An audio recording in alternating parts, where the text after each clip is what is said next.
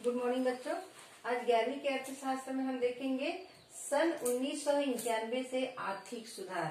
हमारे देश जब आजाद हुआ तो बहुत गरीब थे। गरीबी स्थिति में हमारे देश के प्रधानमंत्री बहुत सारे नियम बनाए। उनकी सोच के चलते देश तरक्की करते गए और उसी के चलते हमारा देश जो है आज इस जगह पर पहुंचा, इस मुकाम पर पहुंचा है।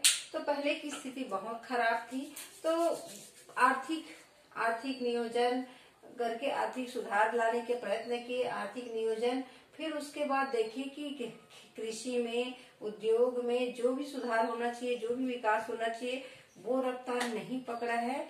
तो फिर उसके बाद 1991 से आर्थिक सुधार के बारे में जो उनका रुख बदला, आर्थिक सुधार कैसे किया जाए, आर्थिक सुधार करे तो कुछ परिवर्तन हो सकता है हमारे उद्योग के रूप में, और लोगों को स्वतंत्र अपना सामान बेच सके, विनिमय कर सके, सामान बना सके, ये सारी चीज जो आयात निर्यात कर सके, उनके लिए एक सुधार का योजना बनाए। तो सन 1991 के आर्थिक सुधार को हम देखेंगे। भारत सरकार ने जुलाई 1991 के बाद देश को आर्थिक संकट से उबारने तथा आर्थिक विकास की गति को तीव्र करने के लिए विभिन्न नीतिगत उपाय अपनाए, जिसमें से है नियंत्रित व्यवस्था के स्थान पर उदारता की नीति। जो भी नियंत्रित पहले था कि जो भी उद्योग खोलेगा तो उनको बहुत सारे नियम का पालन करना पड़ेगा। लाइसेंस लेना है तो लाइसेंस में भी बहुत सारे प्रोसीजर है, तो बहुत सारे उसको नियम है, उनको करना है, तब जाके वो उद्योग खोल सकता है। तो बहुत बड़े बड़े जो व्यक्ति थे उस नियम को देखते थे, तो जो सोचते थे वो नहीं कर पाते थे। तो बहुत सारे उद्योगपति जो है नियम को घबरा कर भी वो कुछ नहीं कर पाते थे, आगे नहीं बढ़ पाते थे। तो इसी को सुधार करने के लिए बहुत सारे नियम को कम किए, उसमें उदारता बढ़ते, क्योंकि नियम को कम किए ताकि बहुत सारे पूंजीपति है जो उद्योग की ओर आए और उद्योग खोले, नए नए उद्योग खोले, ताकि देश विकास करे। सार्वजनिक क्षेत्र को संकुचित कर निजी क्षेत्र को प्रोत्साहन। सार्वजनिक जितने भी क्षेत्र थे, सार्वजनिक क्षेत्र के उद्योग थे, उसको कम करके निजी क्षेत्र के उद्योग को बढ़ावा देना। क्योंकि सार्वजनिक क्षेत्र में देखो उत्पादन होता था, निजी क्षेत्र, सार्वजनिक क्षेत्र। निजी क्षेत्र में उत्पादन उतने ही समय में, उतने ही लोग, कम पेमेंट में अधिक उत्पादन होता था। परंतु सार्वजनिक क्षेत्र में उसमें खर्च अधिक होता था, पेमेंट अधिक मिलता था, परंतु समय भी उतना ही था और उत्पादन कम होता था, विकास कम होता था। तो देखे सरकार कि उसी कीमत में, उसी समय में निजी में बहुत अधिक उत्पादन हो रहा है, तरक्की हो रहा है, मुनाफा हो रहा है, और सार्वजनिक में जो उत्पादन है वो कम हो रहा है। समय उतना ही है परंतु उत्पादन बहुत कम। तो वो सार्वजनिक क्षेत्र को कम किए और निजी क्षेत्र को बढ़ावे, क्योंकि जो इंसान जो है सार्वजनिक क्षेत्र में चले जाता है, उतने ही समय में वो अपना काम कैसे बांटता है, जाता है, काम करे या ना करे, उसको महीने में सैलरी मिलता है। जो सरकारी नौकरी कर रहा है वो अगर उसको महीने में सैलरी तो मिलेगा ही, जितना उसको मिलता है, तो वो काम के प्रति आलसी कर देता है। जितना काम उसको करना चाहिए उतना काम वो नहीं करता है। वहीं पर निजी क्षेत्र के कर्मचारी जो है जितना वो काम करेगा उसके हिसाब से उसको रेट मिलता था। जितना कमाई वो करेगा, जितना अच्छा करेगा, जितना अधिक काम करेगा, उतना अधिक उसको पैसा मिलेगा। तो अपने काम को दिखाने के और उसके प्रति उसका नजर भी रहता था, काम करने वाले के प्रति नजर भी रहता था कि वो काम कर रहे हैं कि नहीं कर रहे हैं, चोरी तो नहीं कर रहे हैं, अच्छे से काम कर रहे हैं, और दूसरा बात काम में क्वालिटी है कि नहीं, ये सारी चीजों पर उसमें नजर रहता है एक निजी उद्योगपति का। तो उसको देखते हुए वहां पर काम सही तरीके से, अच्छे से और सही समय पर होता था। तो निजी जो क्षेत्र है वो मुनाफे में चलता था, सार्वजनिक घाटे में चलता था। तो इसीलिए सरकार देखे कि विकास कार्य जो है निजी क्षेत्र में ज्यादा हो रहा है, तो निजी क्षेत्र को बढ़ावा दिया जाए, सार्वजनिक क्षेत्र को कम किया जाए, क्योंकि उसमें उत्पादन कम होता है। विदेशी निवेश को प्रोत्साहन। विदेशी निवेश को भी प्रोत्साहन दिया गया, क्योंकि जो हम विदेश में निर्यात करते हैं उसमें हमको बहुत सारा विदेशी मुद्रा की प्राप्ति होती है, और जैसे हमको लाभ ज्यादा मिलेगा तो उत्पादन भी ज्यादा होता है, और वहाँ बेचने के नाम से क्वालिटी भी अच्छी दिखाते हैं, जो हम विदेशों के कंपनियों के साथ अपनी जो सामान है उसकी प्रतियोगिता कर सके। तो इसलिए सरकार ने देखा कि अगर हम विदेशों के साथ व्यापार करते हैं तो हमारे यहाँ विदेशी पूंजी की भी बढ़ोतरी हो सकती है, जिससे हम आय व्यय अच्छे से कर सकते हैं, देश का विकास कर सकते हैं। उत्पादन की उन्नत टेक्नोलॉजी लागू करना। उत्पादन के जो तरीके हैं, पहले गरीब देश था तो गरीब देश के हिसाब से निम्न क्वालिटी के उन्नत तकनीकों का हम प्रयोग नहीं करें, वही परंपरागत क्वालिटी है, जो परंपरागत तरीके से हम जो कार्य कर रहे थे उसी तरीके से हम काम कर रहे थे।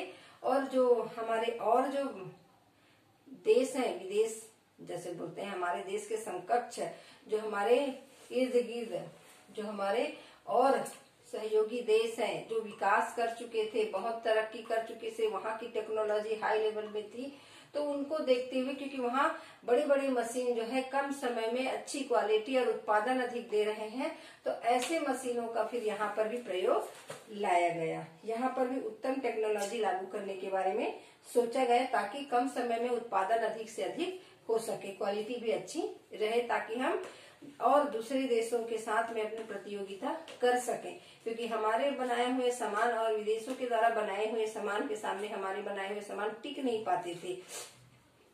इसीलिए इसके बारे में सोचा गया। कृषि के आधुनिकीकरण को प्रोत्साहन। कृषि के भी आधुनिकीकरण को प्रोत्साहन इसलिए दिया गया क्योंकि कृषि से जुड़ा हुआ है उद्योग। कृषि ही है जो उद्योगों को कच्चा माल देता था, तो उत्पादन बढ़ेगा तो उद्योग के लिए कच्चा माल बढ़ेगा। जब कृषि ही नहीं रहेगा तो उद्योग को कच्चा माल कहाँ से मिलेगा, उद्योग बढ़ ही नहीं सकता, उद्योग का विकास ही नहीं हो सकता। तो कृषि को भी आधुनिक तकनीक और उन्नत किस्म के बीज, इस सब प्रयोगों से उसको भी बढ़ाने का प्रयास किया गया।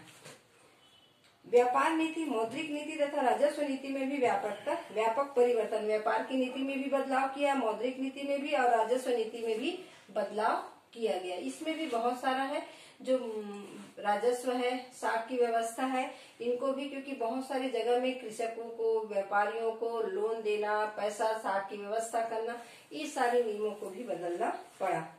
राजकोषीय घाटे पर नियंत्रण। जो हमारे राजकोष है, जहाँ पर हमारे जो कर के हैं, विनिमय के हैं, जो आय का साधन है, जो जहाँ पर जमा होता है देश का, राष्ट्र का, तो उसमें घाटे का व्यवस्था बहुत था, क्योंकि जितना खर्च हमारे आय का जितना आता था उससे ज्यादा खर्च होता था, तो घाटे का ही अर्थव्यवस्था बना हुआ था। जितना हम खर्च करते थे उतने कम हमारे पास आमदनी होता था। कम आमदनी और खर्च ज्यादा करने से घाटा ही घाटा होता था। तो उसी घाटा को पूरा करने के लिए फिर हमको कर्ज लेना पड़ता था विदेशों से और देश के पूंजीपतियों से। तो इनको भी दूर करने के लिए सोचा गया।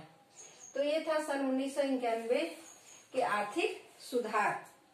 अब देखते हैं नवीन आर्थिक सुधार या नई आर्थिक नीति का अर्थ क्या है। नई आर्थिक नीति का अर्थ वही है कि जो पुराने जो हमारे जो भी नियंत्रण थे उसको दूर करके नए नियम बनाए गए, और नए नियम के तहत उत्पादन कार्य को बढ़ाना, देश को विकास करना, और देश को विकास करके और अधिक आय प्राप्त करना है, देश को सुधारना है। यही है कि बहुत सारे नियम थे, उसको नियम को दूर करना। नियम को दूर करेंगे तो ऑटोमेटिक जो है उद्योगपति, निजी जो पूंजीपति है, वो अपना कार्य करेगा, वो अपना उद्योग खोलेगा, उद्योग करने के बारे में सोचेगा, क्योंकि नियम जो है कठोर से सरल हो गया था। तो विभिन्न नियंत्रणों वाले विनिमय तंत्र को, चाहे वह निजी क्षेत्र हो क्यों ना हो, क्षमता बिखर जाती है, प्रतियोगिता का स्तर भी घट जाता है। नई आर्थिक नीति का उद्देश्य अर्थव्यवस्था में और अधिक प्रतिस्पर्धी वातावरण तैयार करना, ताकि आर्थिक प्रणाली का उत्पादकता तथा कुशलता में सुधार हो। उत्पादन करने के तरीके, नियम में सुधार हो सके। अब देखते हैं नवीन आर्थिक सुधार के उद्देश्य। नवीन आर्थिक सुधार के उद्देश्य क्या थे? स्वतंत्र व्यापार को स्वतंत्र कर दिए कि हम कहीं पर भी व्यापार कर सकते हैं। देश विदेश में हम वहां से आयात निर्यात कर सकते हैं, वस्तु मंगा रहे हैं तो बेच भी सकते हैं। इसके लिए निजी कंपनियों को भी स्वतंत्र कर दिया गया, ताकि अधिक से अधिक हम पूंजी का आगमन निर्गमन कर सकें। दूसरा है स्वतंत्र विनिमय दर। स्वतंत्र विनिमय दर, विनिमय की दर को भी स्वतंत्र कर दिया गया, जिसमें वो व्यापारी जो है अपने आय के जो साधन है उसको किस प्रकार से वो स्वतंत्र अपना बांट सके, कितना बचा रहा है, कितना लोगों को बांट रहा है, कितना वो भूमि स्वामी को उसका लगान दे रहे हैं, कितना ब्याज दे रहे हैं, कितना वेतन दे रहे हैं, कितना मजदूरी दे रहे हैं, ये उनके ऊपर स्वतंत्र छोड़ दिया गया, ताकि वो कैसे उत्पादन करता है, क्या है, उसके ऊपर है। तीसरा है वित्तीय प्रणाली। उनकी वित्तीय प्रणाली ऐसी हो जो प्रतियोगी बाजार वातावरण और विनिमय सुदृढ़ विवेकपूर्ण सिद्धांत एवं प्रमाण पर आधारित हो। उनकी वित्तीय प्रणाली भी प्रतियोगिता बाजार में टिक सके, ऐसे वित्तीय प्रणाली का शुरुआत किया गया, जो अपने हिसाब से वो कुशलता से व्यापार कर सके, कुशलता से उत्पादन कर सके और उस उत्पादन हुए वस्तु को कैसे वो बेच सके, तो किस प्रकार से वो बाजार में टिक सके। चौथा है कुशल एवं गतिशील औद्योगिक क्षेत्र।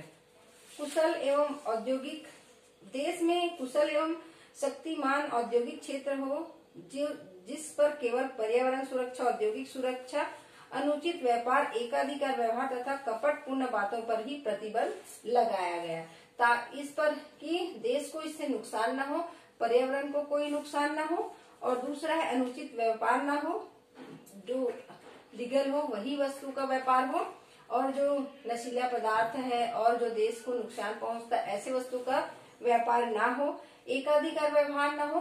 जब एकाधिकार होता है तो देखे हैं, एकाधिकार में एक व्यापारी जो होता है, एक उद्योगपति जो होता है, वो अपने आप में एक राजा होता है, अपने बनाए हुए वस्तु का एक अलग से कीमत तय करता है, जैसा उनको मन चाहे कीमत लगाता है वो अपने हिसाब से, क्योंकि उसका और बनाने वाला कोई नहीं होता। तो इस प्रकार की नीति ना हो और कपटपूर्ण बातों पर वहां पर कोई जगह ना हो, ऐसे कुशल एवं गतिशील औद्योगिक क्षेत्र का विकास करने के लिए ये उद्देश्य रखे गए, जिसमें कुशलता हो, गतिशीलता हो, आगे बढ़े और अपने आप में एक सुदृढ़ उद्योग का निर्माण कर सके। पांचवा दी है स्वतंत्र प्रतियोगी एवं धारा प्रवाह सार्वजनिक क्षेत्र। स्वतंत्र प्रतियोगी, जो प्रतियोगिता होती है उसमें वो स्वतंत्र रहे, किसी प्रकार का वो किसी का बंधन ना रहे, क्योंकि उसको प्रतियोगिता में सामने खड़ा होना है, अपनी क्वालिटी दिखाना है। तो दूसरे जगह के जो प्रतियोगी होते हैं वैसी सामान अगर वो बना रहा है तो हमारा सामान किसी प्रकार से क्वालिटी में, सुंदरता में कोई प्रकार से कमी ना हो, इस प्रकार से रहे। धारा प्रवाह सार्वजनिक क्षेत्र, जो धारा के प्रवाह के समान चलता रहे, किसी प्रकार का कोई रुकावट ना रहे और अपना दिन प्रतिदिन प्रगति करते रहे, इस उद्देश्य के साथ नई आर्थिक सुधार के उद्देश्य रहे हैं। अब आगे हम देखेंगे नए आर्थिक सुधार के कार्यक्रम।